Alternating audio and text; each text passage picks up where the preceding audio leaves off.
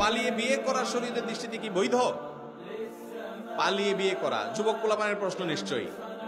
হয়তো plan programme করছে, এখন শুধু মাসালাটা উত্তর পাইলে দৌড় দিবেন। দেখেন, ভালো করে শুনে রাখেন, বিয়ে কি ভালো কাজ না খারাপ কাজ?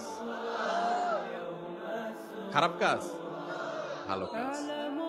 তো ভালো কাজ কি মানুষ চোরের মতো পলায় পলায় করে?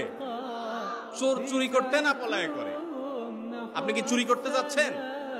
তাহলে বাঘের বাচ্চার মতো বুক ফুলাইয়া প্রকাশ্যে ঘোষণা দিয়ে করবেন। হাদিসে আসছে আলিনু হাদান নিকাহ, বিবাহকে তোমরা প্রকাশ করো, জানান দিয়ে করো, ঘোষণা দিয়ে করো।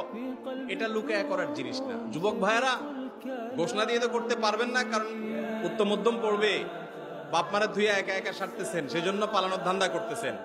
আমার কথা শুনেন, বিয়ে জীবনে একবার করবেন, পালায়া টালায়া করবেন।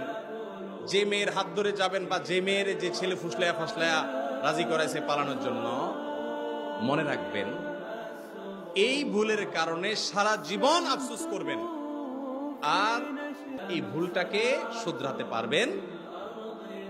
কারণ কি?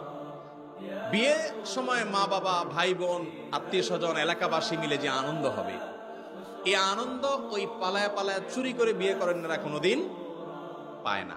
অন্যদের খুশির ছোটে বিয়ে হবে, আনন্দ হবে, এগুলো দেখে দেখে পরে আফসোস করবেন, হায় রে আমার কপালে কি হলো, অমুকের কথায় ফুসলানের চোটে তার হাত ধরে পলাই গেছে। এরপর দৌড়ের উপরে থাকবেন। খবরদার, অভিভাবক এবং মুরব্বীদেরকে সম্মত করে বিয়ে করবেন। বিবাহ বহির্ভূত সম্পর্ক করে এরপরে হাত ধরাধরি করে পালাপালি করবেন, এই সমস্ত নাটক করবেন না। এটা চোরের খাসলত। আপনি কি চুরি করতে আসছেন? কেন এই কাজ করবেন? অতএব পালাপালি করে বিয়ে করবেন